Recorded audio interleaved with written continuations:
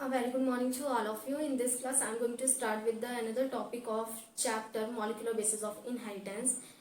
Continuing with the topic protein synthesis, and the subtopic is initiating codon and initiating amino acid. So, how the initiating codon or initiating amino acid function? Why they require?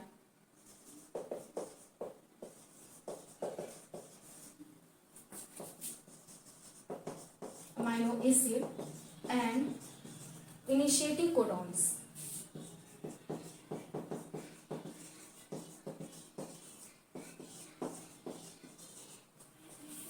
Initiating codons.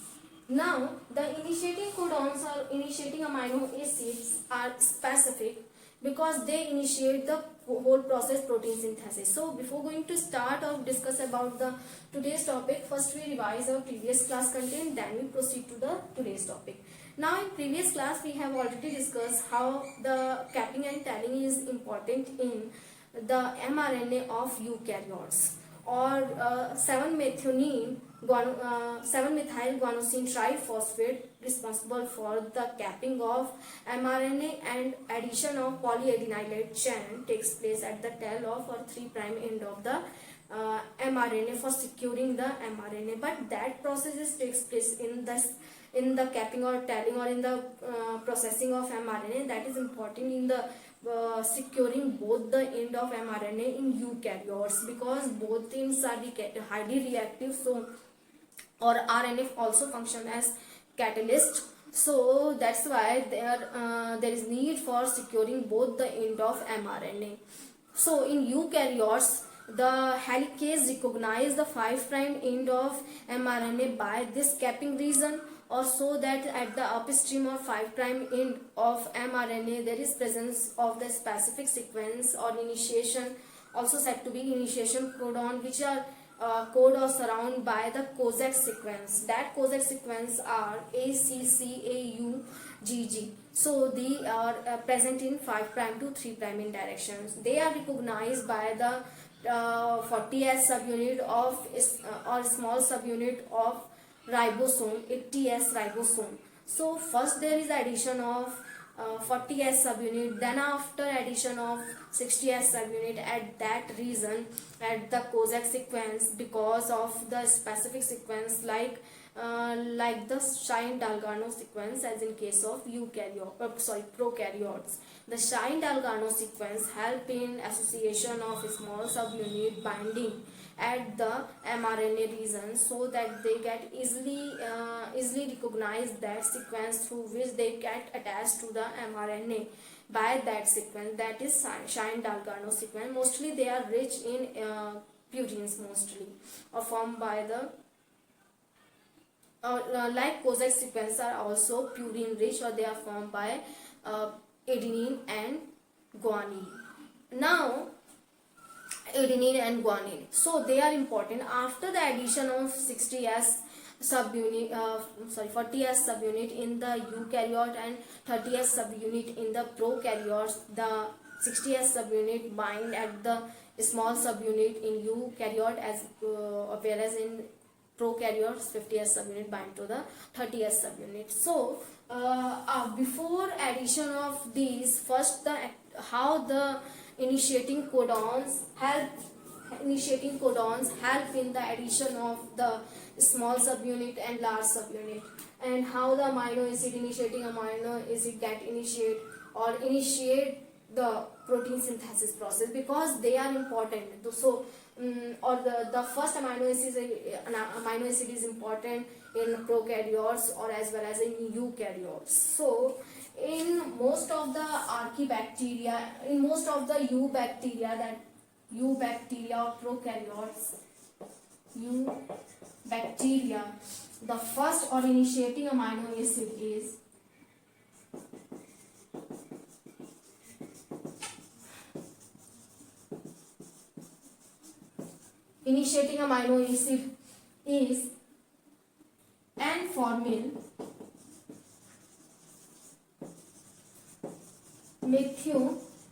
N-formyl methionine. So, and N-formyl methionine, the codes for N-formyl methionine is similar in in eukaryotes or as well as prokaryotes. But in prokaryotes, the initiating amino acid is only methionine, non-N-formyl methionine. N-formyl methionine only present in eubacteria such as E. coli, but in case of archaebacteria and eukaryotes.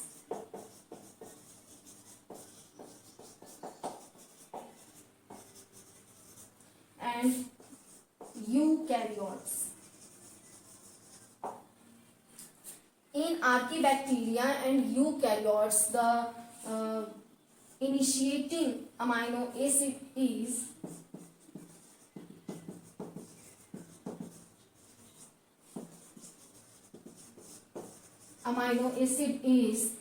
only methionine. Only methionine. So in eubacteria, initiating amino acid is N-formyl methionine, or that initiate the overall protein synthesis, and this amino acid is the first amino acid that is added on the tRNA, or that the first tRNA add at the region of AUG, or bind with the AUG through the anticodon present on the anti loop of tRNA, or through which anticodon they finally code the first amino acid and formyl methionine in eubacteria, in most of the E. coli or prokaryotes. But in archaebacteria and eukaryotes, the first amino acid, or also said to be initiating amino acid that initiate the protein synthesis process, is methionine only. So that is the quite difference in between the eubacteria, archaebacteria and archaebacteria E. coli, eukaryotes. So now after this, initiating codons are for the synthesis for the addition of first amino acid and formyl methionine and methionines are same. In E. coli or eubacteria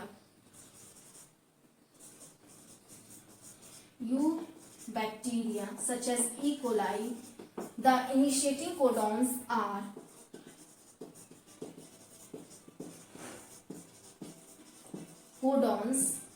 not only one codon is present, there are three types of initiating codons. That is, first is AUG, that most common AUG that initiate the protein synthesis process or function as initiating codon, or the first codon that code the formyl methionine. But in except the AUG, UGG or GUG also GUG or UUG also present in the eubacteria, or they when they present at the first region or near the specific sequence or Stein-Dalgarno sequence, when they present or act as an initiating codon. So at that time they add only the N-formyl methionine. So all these together, three initiating codon add N-formyl methionine. N-formyl methionine, that initiating codon only. That initiating codon, these initiating codon AUG, but AUG is most common. They are rare but also found in E. coli. So AUG function as initiation codon. In the presence of AUG, somehow GUG and UUG also function as initiating codon, or they all together add all add the N-formyl methionine in case of prokaryotes or eubacteria. But if they are present in the after the initiation codon, or in between the sequences, or in between the sequences of mRNA or inner chain of mRNA, then they code only valid amino acid. So GUG, when they act as initiating codon,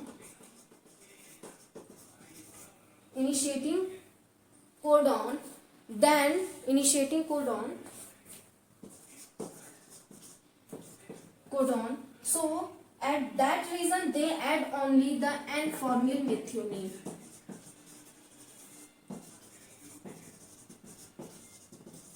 N-formyl methionine. But if they are present in between the sequences or in between the sequences that code the different amino acid or also said to be structural protein synthesis, so that at that reason sequence they code amino acid valine. So they code valine amino acid. So GUG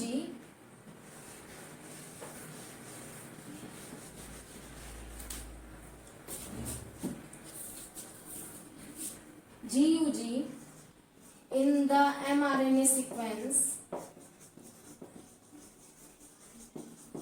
codes amino acid valine. So when they present at the initiating region or at the initiation point, that time only they code for N-formyl methionine, GUG. This is about GUG. Or when the GUG present in the sequence, mRNA sequence, that sequence code for the protein. So at that time they code only the valine. So there are the dual function of GUG are different. That means dual function of synthesis or code for amino acid are they code valine or as well as N-formyl methionine. But when they add N-formyl methionine at the initiation point or at the initiating point, or when they present in between the sequences that code the whole chain of amino acid, at that time they only code for valine. So valine amino acid could be added at that reason. So this is the important about the GUG or all the initiating codons. But in case of eukaryotes,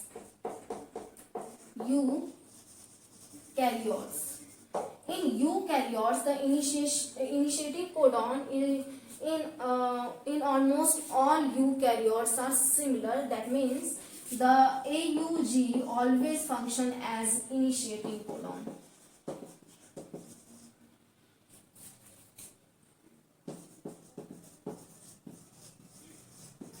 Always function as initiating codon. So in all eukaryotes, with all eukaryotes and archaebacteria, they show the AUG as initiating codon, or that AUG only codes methionine.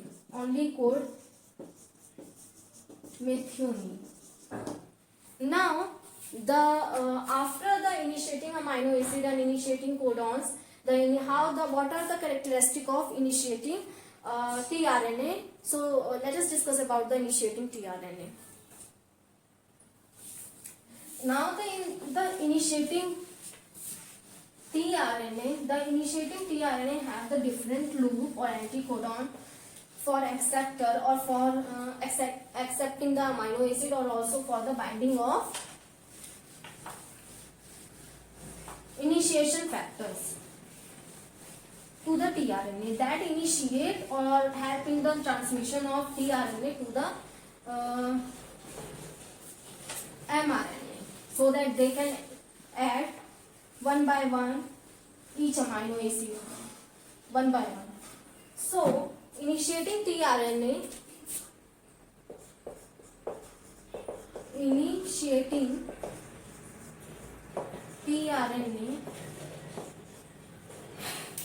code for initiating tRNA only code for the AUG, GUG, UUG, and in bacteria they carry or bind with, in eubacteria the initiating tRNA always bind with N-formyl methionine.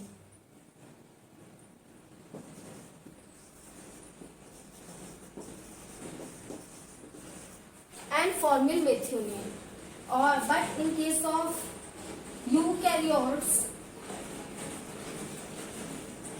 eukaryotes, they always, the tRNA, initiating tRNA always bind with methionine, or always bind with methionine, or with the respect of, or also they code for the AUG, GUG, or UUG. But in case of eubacteria, the initiating tRNA always have the N-formyl methionine, or tRNA. In eukaryotes, they always have the tRNA methionine. If we talk about the structure of tRNA, or how the difference, how they get differentiate from other protein synthesis tRNA. So the initiating tRNA have the C1 and C1 and G, or also said to be, there is unpairing because they are different, so that the unpairing C1 or A74. So the last nitrogenous base pair which are present on the tRNA, or present at the acceptor stem, or they accept the amino acid. So but they are not bind with each other because they are different, because C always bind with guanosine, or A always bind with thymine, but they are different. So the bond formation in between, in these two amino acid, or these two nitrogenous base could not be take place at the tRNA, or that's why the due to this C1 and A74 presence of these two nitrogenous base, the tRNA, initiating tRNA get differentiated from the other tRNA that synthesize the protein, or that bring the amino acid at the mRNA. Now, if I draw the structure of tRNA, there are so many nitrogenous bases are present, or about 6 to 7 nitrogenous bases present at above the A region. So C nitrogenous base, or cytosine nitrogenous base present at the acceptor stem, or here is the acceptor stem, and D loop, anticodon, T side C loop, here is T side C loop, then here is A nitrogenous base. Now this structure is acceptor stem. This region is D loop. Here is, this region is T psi C loop, and this is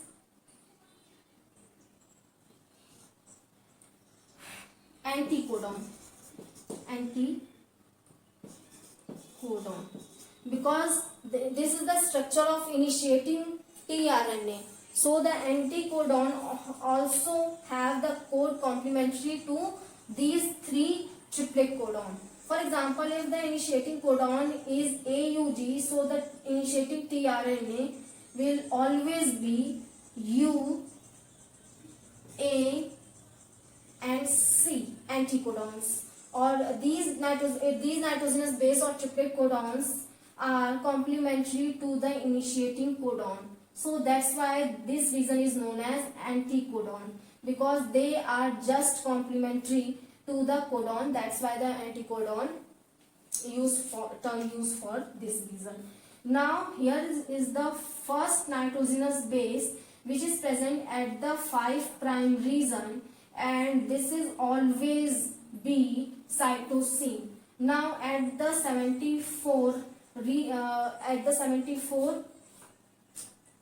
nucleotide, the adenosine nitrogenous base is present, or because of this reason, because the adenosine do not make bond at the with the cytosine, and cytosine do not make bond with adenine. They always form bond with guanosine, and adenine always form double hydrogen bond with thymine. So that's why this reason is unpaired base. Unpaired bases. These are unpaired bases.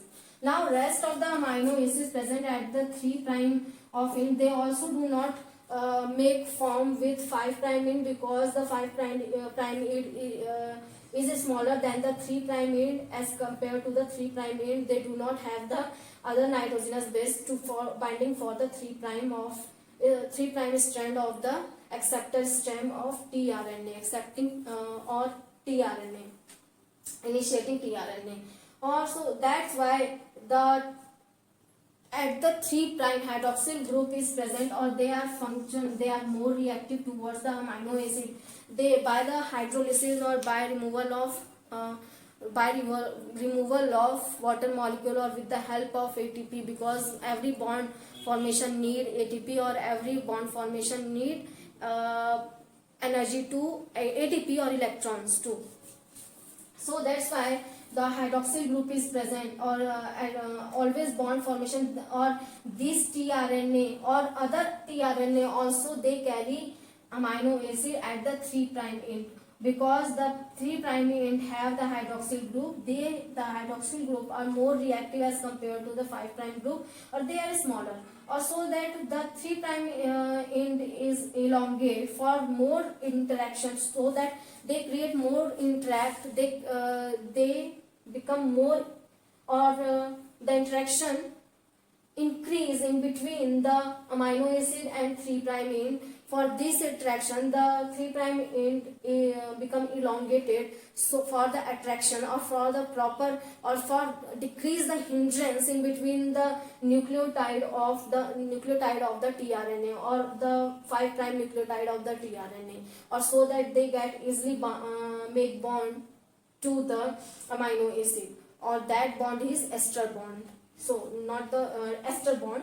Ester bond formation takes place at the 3 prime end, or at the 3 prime end. Finally the amino acid bond formation or get added at this, or through the bond they carries the tRNA can carries the amino acid at the region of this, at the region of initiating codon. So that's why the initiating codon is important, because they have the different region that differentiate this region, this tRNA, initiating tRNA from the other tRNA, or that have the amino acid and formyl methionine in case of eubacteria or prokaryotes, or whereas in eukaryotes or archaebacteria they have only methionine. So but in the structure, the 3 prime the cytosine first present at the first region, or at the 74 region, which is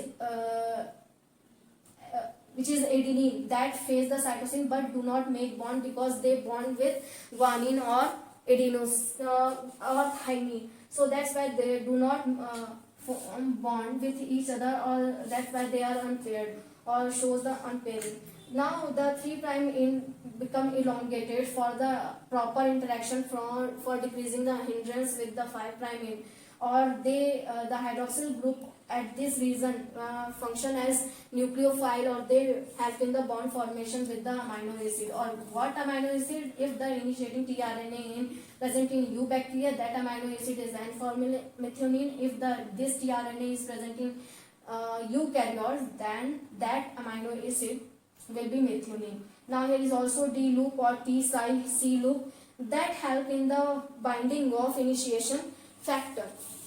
That initiation factor that are generally facilitate or ATP hydrolysis, through the ATP hydrolysis, or they generally facilitate the reaction or the transfer of amino acid to the mRNA. So that's why the initiation factors are important, that initiate the synthesis of protein. Or anticodons are present that have ability to bind with that initiating codon. So anticodons help in the binding with initiating codon, they are because they are complementary with the initiating codon. Now acceptor stem help in the transfer of these tRNA at the ribosome of the peptidyl site of the ribosome. So that's why they are important. Now except these, at the region of the anticodon, there are 3 GC base pair. The 3 GC base pair that help in the entry of tRNA at the P site of ribosome. So that are important in the transfer of these tRNA or initiating tRNA at the P site of the ribosomes. Now all these help in the transmission of the amino acid. The initiating amino acid is important and initiating tRNA too important. Then initiating codons are important that initiate or amino acid together initiate the protein synthesis process. But when the protein synthesis starts, all these things are changed. The methionine and N-formyl methionine are also present, but they only that also present in between the protein chain. But when the protein synthesis gets started, the first amino acid should be the methionine or N-formyl methionine only, because they always start the protein synthesis, but they are also present in between the chain. Except these amino acid, no one amino acid can initiate the protein synthesis process. Except the 20 amino acid, the selenocysteine and another one protein amino acid is also present, or sometime they also take part in the protein synthesis process. But except these two amino acid, all the 20 amino acid participate in the protein synthesis, or several thousands protein get synthesized in the cytoplasm. Now all these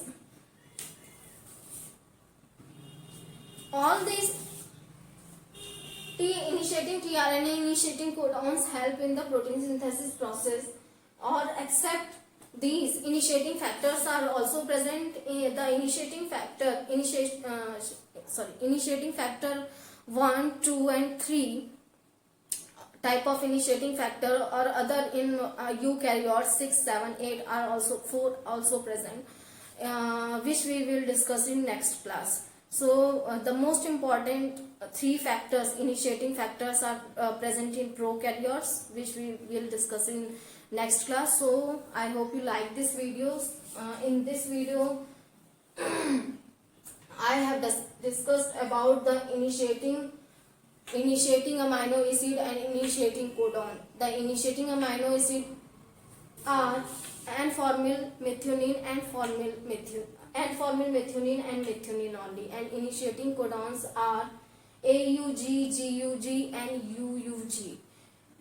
If they are present at the initiation GUG, then they code N-formyl methionine. But if this code is present in between the sequences, or in that sequence which is present in the structural mRNA, so that code the valine amino acid, not N-formyl methionine.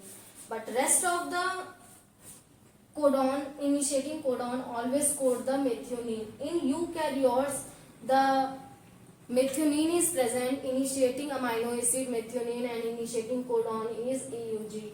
And tRNA always bind with, and initiating tRNA always bind in N-formyl methionine or methionine. So, and they transfer these amino acid at the region of ribosome, where when the last subunit is also added, or after the addition of initiating tRNA, the last subunit become added to the small subunit, and that catalyze the reaction.